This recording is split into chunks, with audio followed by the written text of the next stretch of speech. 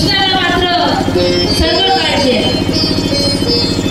आणि सुदामाला ते थांबायला लावत नाही. सुदामाला आज ते जे कृष्णाने दिलेले जे रेशमी वस्त्र आहे, कृष्ण म्हणते की सुदामा हे रेशमी वस्त्र आज ते राजकोषामध्ये तर हे परत सुदामा म्हणते याचे जवळ कमी होते काय? ते कपडे परत ते कपडे परत मागतात भगवंत. रुक्मिणी माता त्या सुदामाचे जे जुने वस्त्र वगैरे चांगले स्वच्छ धुवून आणते, घडी करून आणते आणि म्हणते का हा हे का महाराष्ट्राचे वस्त्र. सुदामाचे जे जुने वस्त्र आहेत तर ते जुने वस्त्र नेसतात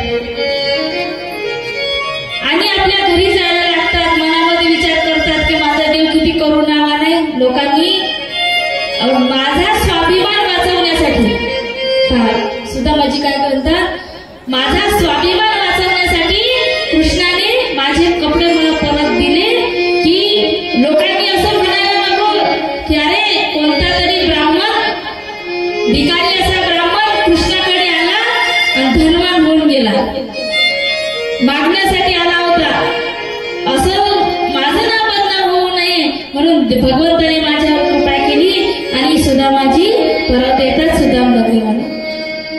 सुदाम नगरीमध्ये येऊन पाहतात, आपल्या घराच्या समोर येतात, पाहतात तर काय सोन्याची ती नगरी झालेली आहे आणि आता आपलं घर काही आपलं जे झोपडं होतं ते काही दिसत नाही. म्हणून सुदामाजी तिथंच रडत बसतात की अरे माझी मुलं आणि माझी सुशीला कुठे गेली, किती दिवसाची ते उपाशी होते. येऊन पाहतात तर सोन्याची नगरी दिसते, खाली बसून जातात. तिकडून ती जी सुशीला आहे, सुशीला सुंदर असं आरतीचं ताट घेऊन येते आणि सुदामाजी विचारतात की हे देवी तुम्ही कोण आहात. तर तेव्हा सुशीला म्हणते की मी तुमची पत्नी आहे. पहा सुदामाजी म्हणते आपल्या घरी तर काहीच नव्हतं, मग हे सोन्याची दागिने रेशमी वस्त्र तुझ्या अंगावर हे कुठचे आहे. तर तेव्हा ती म्हणते तुम्ही गेला होतात ना द्वारकेला, जेव्हा तुम्ही तिथे होता तसेच द्वारकाधीश श्री कृष्णाने त्यांचे सैनिक पाठवले आणि ही संपूर्ण नगरी सोन्याची करून दिली आणि सर्व धन धान्य आपल्या घरामध्ये भरून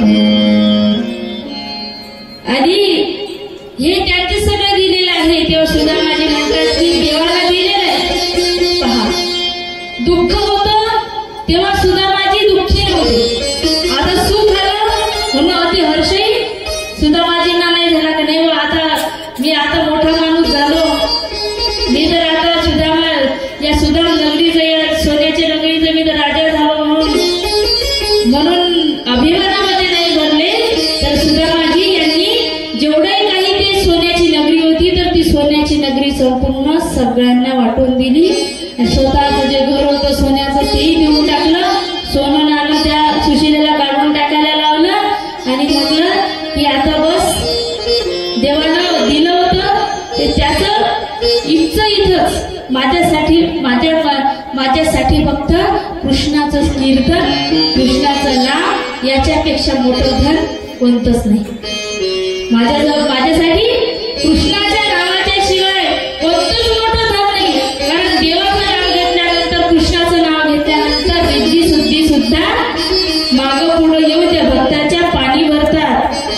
म्हणून भक्त जे आहे तर ते भक्त हे रिद्धी सिद्धीचा सुद्धा त्याग करतात आणि संत सुदामाजी यांनी या सर्व गोष्टीचा त्याग केला आणि कृष्ण कीर्तन करत करत ते निघून गेले. गोपाल कृष्ण